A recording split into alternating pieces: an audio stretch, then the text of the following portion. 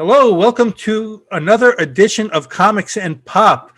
Today we're going to pick up where we left off last time, and we're going to give you our top 10 Marvel Cinematic Heroes, numbers 5 through 1. Take it away. All right, go ahead. Number 5, Carlos. All right, top 5. Number 5. Number 5 to me, my top 5 are the best cast superheroes that I think that of all time. Like I can't think of anybody else playing these characters.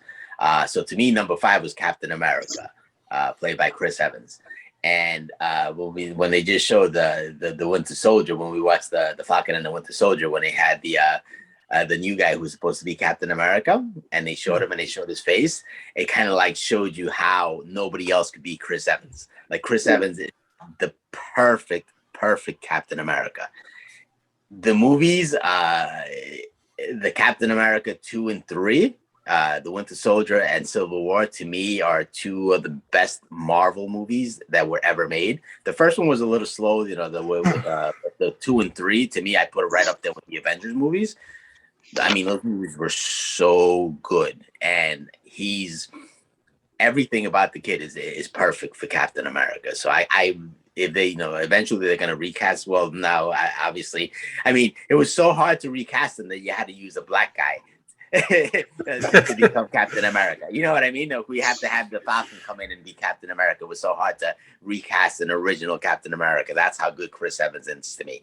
And Anthony Mackie as the Falcon, he was one of the guys that I struggled not putting on this list as well, because he's fantastic. So I totally understand what you say, Jonathan. But Captain America is my number 5. And here's the thing, and this is blasphemous. Blasphemous, I know. I don't have Captain America on my list, and I know he's awesome. He's awesome. He's great, and I thought the same thing as you. He's one of the ones that are perfectly cast. But again, we're just going by who I enjoy the most. You guys don't have Deadpool on your list, so I mean, I don't know. Again, this is under process. We're gonna have to go to the judges for this one. Number 5 for me is Ant-Man. Another one. I thought Paul Rudd kills me. He kills me in this role. I think he's so fun. I love Paul Rudd anyway. Love anything that Paul Rudd is in. And I think he's just so perfect. And I think he's just so funny in this role. And by the way, his friend who goes through the stories all the time, my son, every time he sees Carlos, it says that, that's him. So what's his name of the movies? What's his friend? Yeah, I know what you're talking about. Michael Pena. Right, but what's the characters? What's the character's name? Oh man. Now, I would have to look. I think it's Luis. Right? Luis, I think, yes, I think so. I think you're right. But I just love that whole movie, and again, I can't wait for the next one to come out. Number 4. Number 4, I have the Black Panther. I like Chad. I didn't know a lot about him before he took this role. I knew he had done 42, and I avoided that movie. It didn't look like it was going to be any good. That was good. When it came out, and I realized that was also the guy that played James Brown, I was like, maybe I should check out 42, because this guy's actually a pretty good actor. But he was perfect as Black Panther, and the problem was he was so good at Black Panther that they don't want to recast him. But eventually, like we discussed on another podcast, they're probably going to recast him, for the money, if no other reason.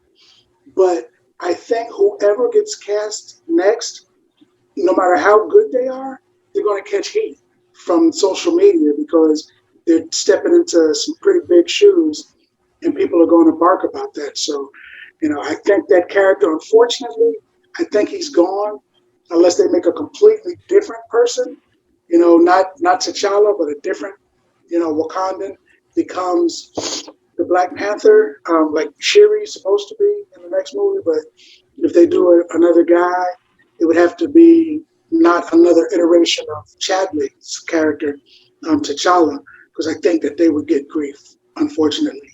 Again, though, to me, it's too big a character to leave out, to just cut out. Too big a character in the whole Marvel universe, from the comics too, to just cut out. I don't know how they can do that. I mean, I understand, Chadwick did such a great job, but I can't. To me, I'm going to have that Black Panther in there, in some way work it into my movies.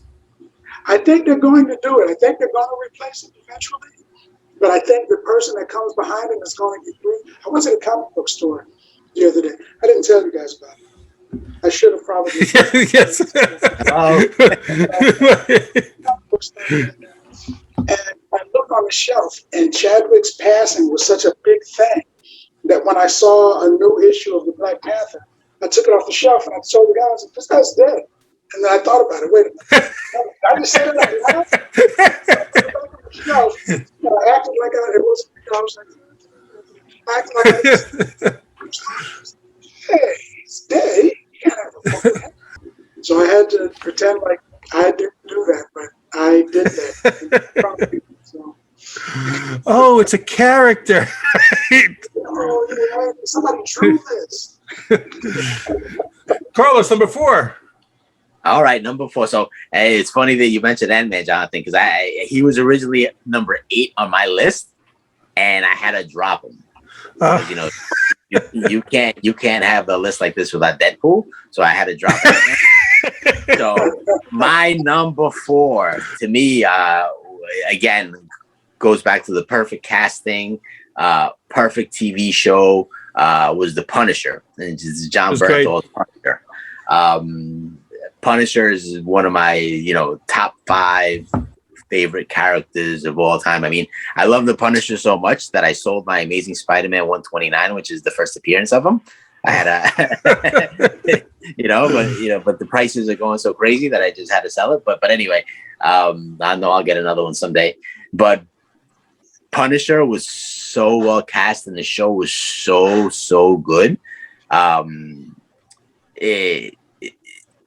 I really can't think of, like I said, is when he's been played by a few guys that they've made a few Punisher movies already, right? And there've been a few characters that have played him, but John Berthal was perfect. I mean, perfect. I can't think of a better casting. I can't think of anybody else to play him.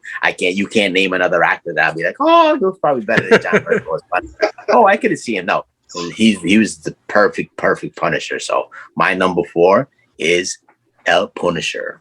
I even had the Punisher on my truck, for crying out loud. I put it all on my truck. I agree. I think Berthal. I mean, you look at Berthal. He like looks violence. Exactly. Violence. It's right.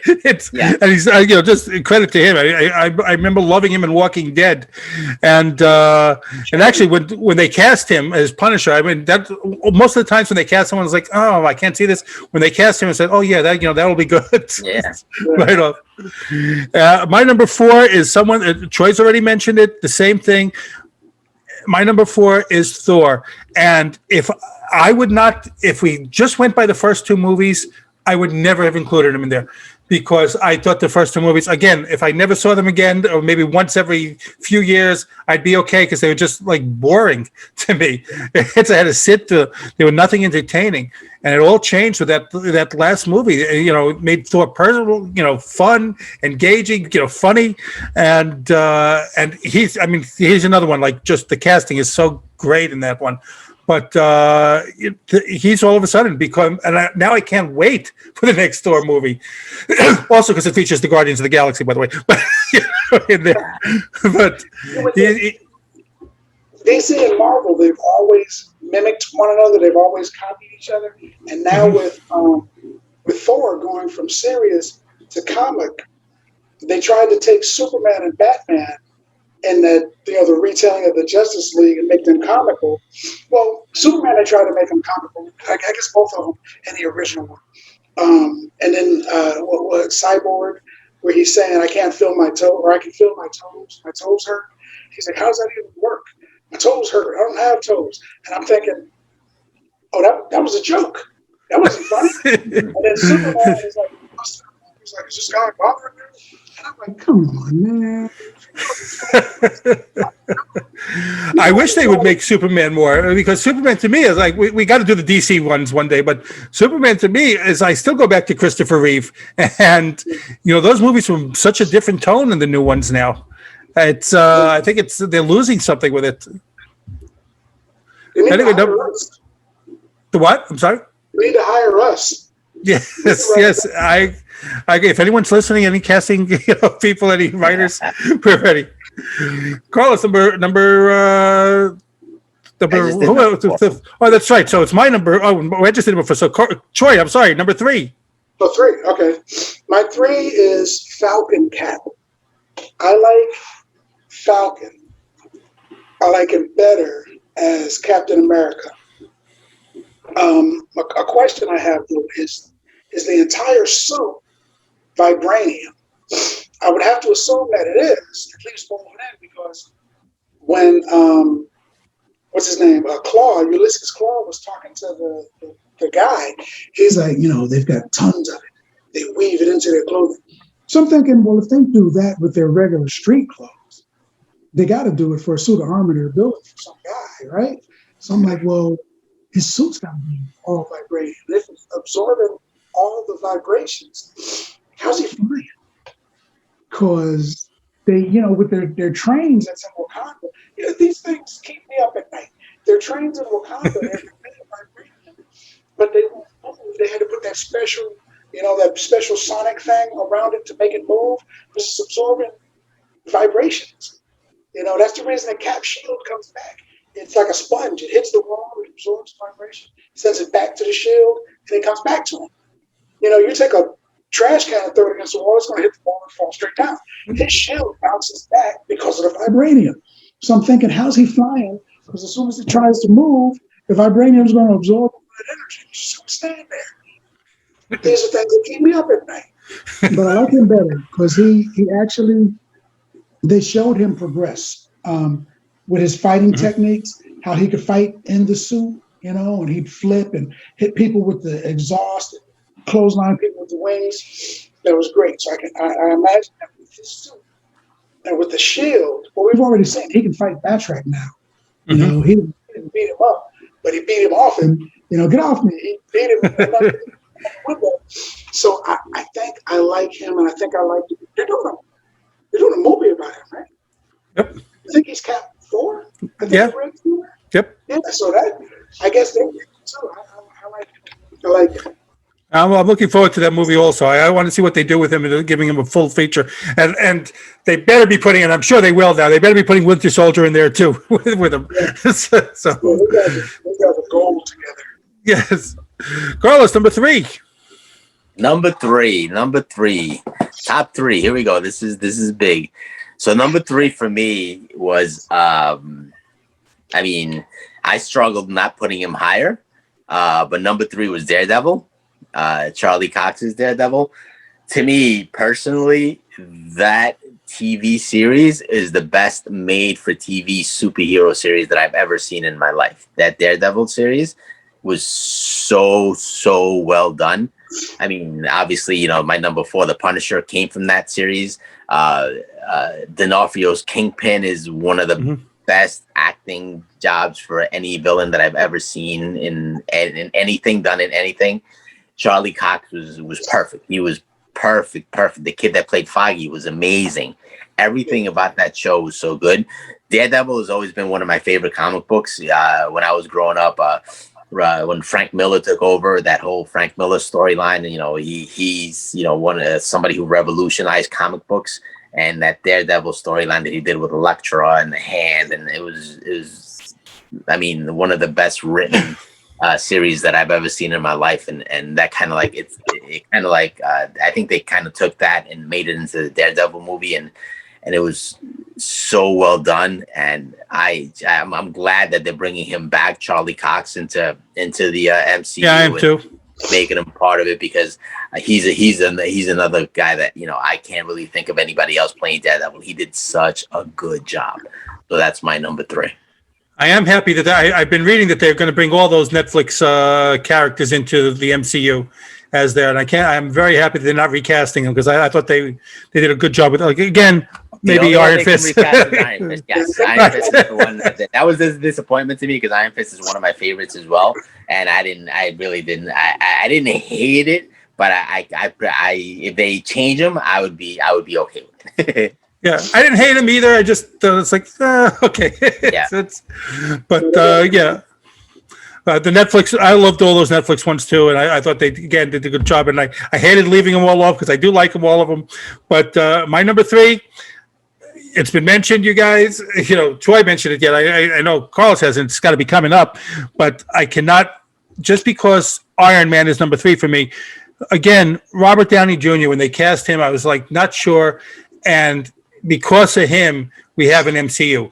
There was a lot riding on him because we didn't, we had some movies beforehand, but nothing big. And there was, everything was on his shoulders, and he was so good. He was so good in the role. He was, again, funny. And it was like, you're looking at now, how can anyone else play Iron Man? The same thing, again, maybe actors could, but he's just so perfect in that role. Everything about him, the timing and everything, and the way he acts with all the other heroes. And Downey Jr. is great anyway, but I loved him in this role, and Iron Man is my number 3. All right, we're in the top 2. Tom Cruise. Right, exactly. And I can't even picture that. I can't picture that at all. So I know he wanted that role. So I think he would have killed it. Awful. So now we're down number 2. My number 2 is Captain America. I always loved Captain America too, and I liked this version of Captain America. He was another one. He was announced, and all I could see, I didn't even see the Human Torch. All I could see was not another teen movie where he played the kid. And I'm like, oh, they're talking about that guy. No, don't do this. Don't do it. And he was great. He was great. So yeah, I liked it. I liked the changing of the uniform. I liked that they brought in the Howling Commandos. I liked everything. Everything about it was great. When they brought him in, I had the same thing. I did see the Human Torch. I was like, how are they going to cast someone who played another hero in your universe as Captain America? And I know it was a different company. I know it was Fox, but I said, how are they going to do that? And again, yeah, he just took it over. He made it his own, and perfect, just perfect casting. Perfect. Carlos, number 2. Let's hear this. Number 2. All right. So number 2 was for me, it was Thor. Chris Hemsworth's Thor, and the reason that I have him in number 2 is because, to me, the comic book Thor, I wasn't really big on the comic books growing up on Thor. He was always a little corny to me with the whole have at thee, and it was like the whole Shakespearean theme and stuff. It was never really my style. I mean, I appreciated it. I collect a lot of the classic Thor comic books and stuff because I collect comics, obviously, but I was never really into reading Thor. Like some of the later versions of Thor that Donny Cates right now is doing, that did a Thor story that's really, really good.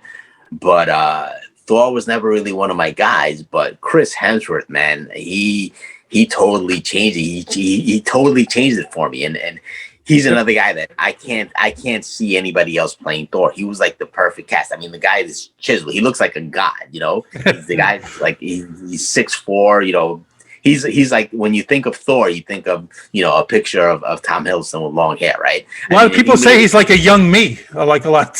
Exactly. and the thing about him is that, Thor has always been with long hair, right? And they cut his hair off, and he was still cool. He was still Thor. Nobody, nobody was like, oh no, they cut his hair. He still looks fantastic. And a little side story. A lot of the people that have come into watching the MCU movies, especially the women, it's because of him, to see Chris Hemsworth, right?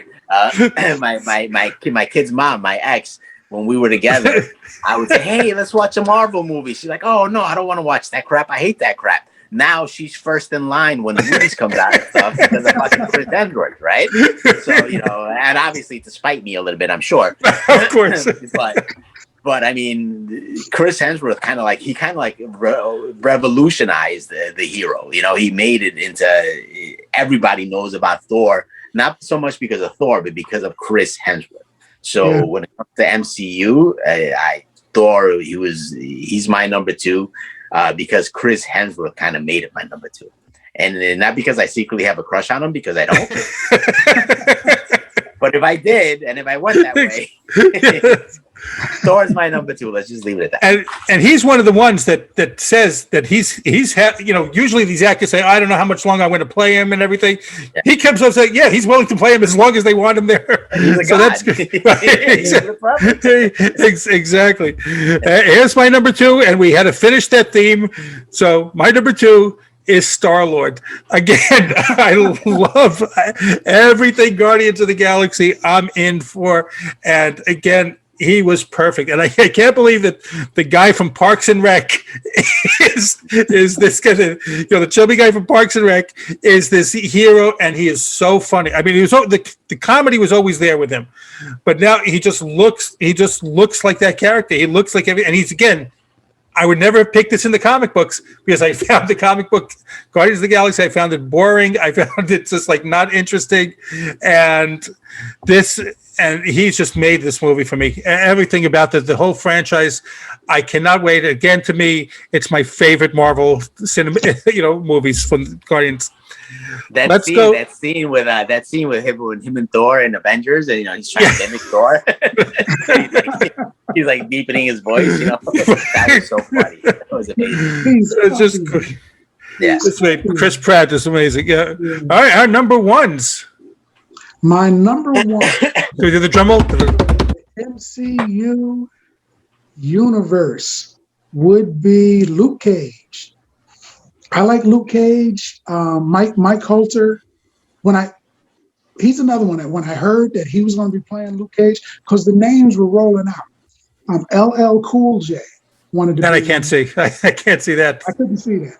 Tyrese, the little Tyrese, not the model, right? The one from Fast and 5. He wanted to be him, and he's like 1.5 feet too short. The guy from those commercials. Old Spice, the black guy from. I didn't know that, really. I didn't hear that really. Yeah, him and the guy Cruz, Terry Crews. Those 2 guys were on Twitter all of the time. Who's are you right? About which one of them was going to be Luke Cage, and I was like, well, Terry Crews is the right size, maybe, but I think the Old Spice guy is a better actor. He's just funny to me. But I was like, neither one of them really. And then when they finally landed on Mike Coulter, all I could see was Will Smith's dad in that movie. And I'm like, he's skinny, right? I didn't know he was big. He's in a suit. So I didn't know, he's in uniform. I didn't know he was a bigger guy. And I was like, he's a skinny dude. I don't think it's going to work. And then he did it. And I was like, okay, I see what they did. I liked the whole, when he would ask women for coffee. I like that because people do that now. I like the whole square jaw.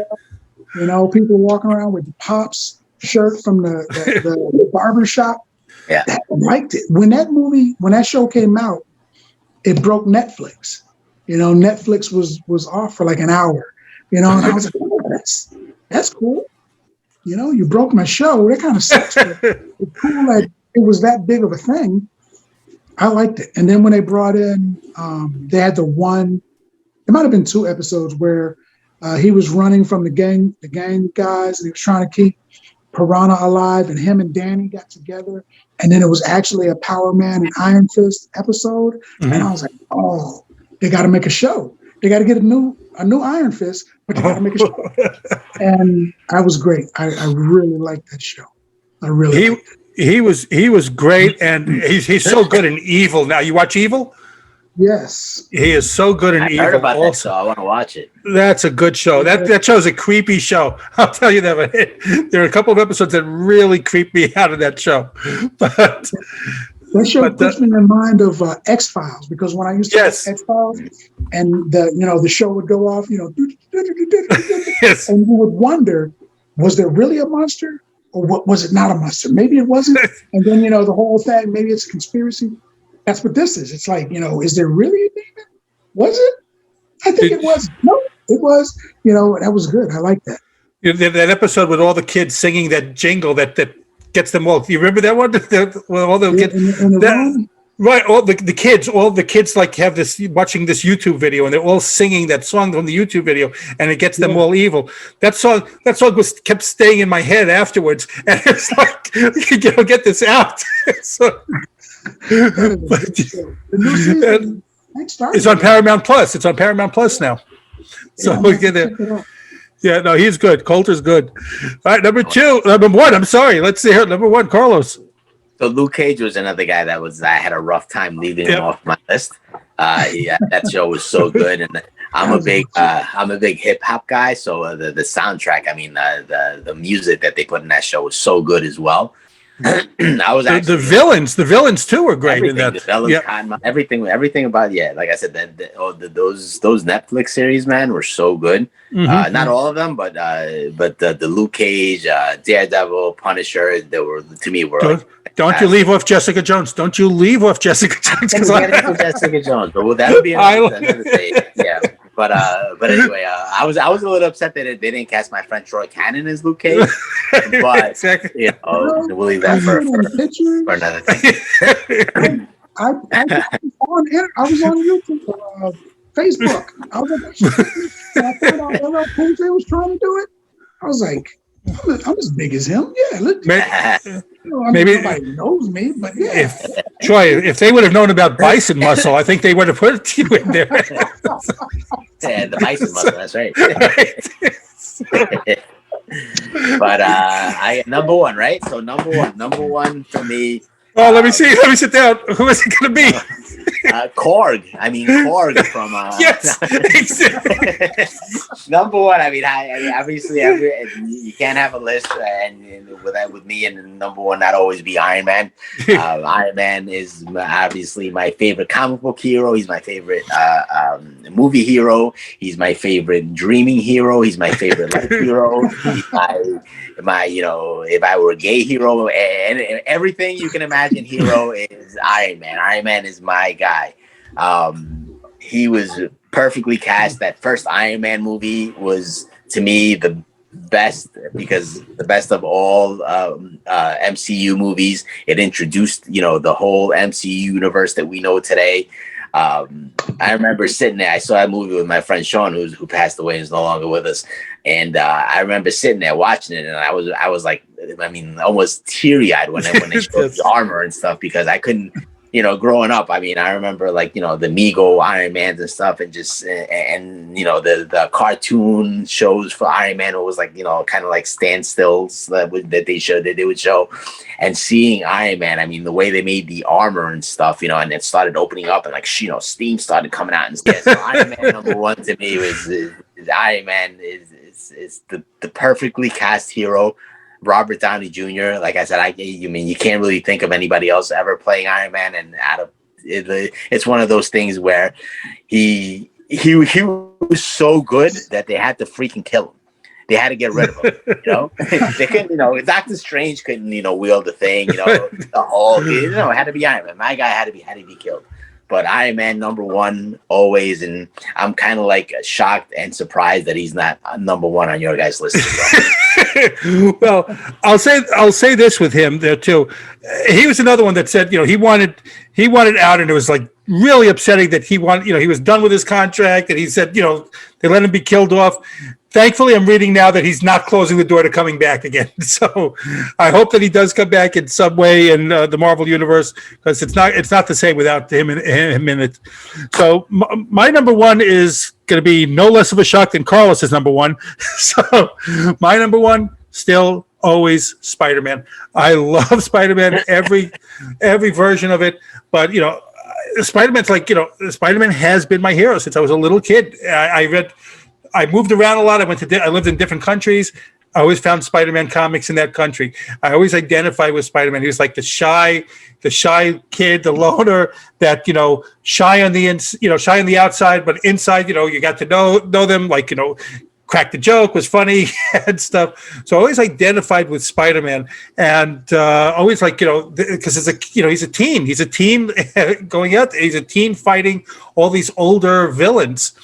And so, you put yourself in those shoes. And Spider-Man was the one in Marvel that they always try to make it the most that the readers can identify with.